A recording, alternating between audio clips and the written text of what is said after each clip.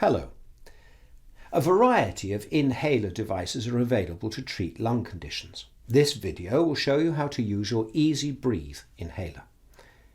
If you use your inhaler correctly, you'll get more of the medication into your lungs, giving you better control of your breathing problem. But if used incorrectly, you'll have poor control of your condition, with the risk of side effects, such as a sore throat or mouth infection. Before you use your inhaler for the first time, or if you've not used it for 5 days or more, you need to test spray it. To test spray your inhaler, unscrew the top of it so you can see the metal can inside.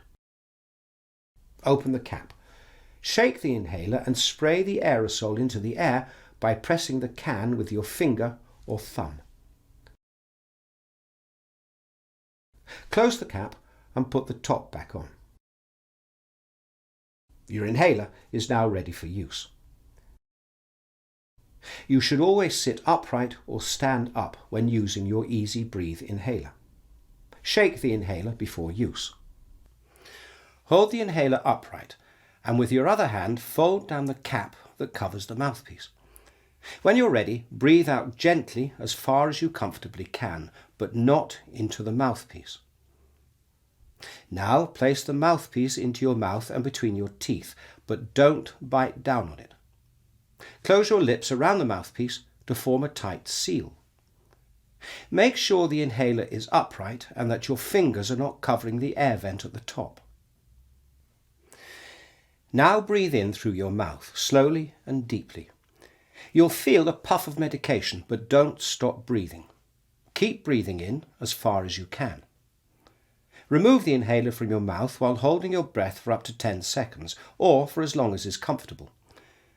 Now breathe out slowly and immediately close the cap over the mouthpiece.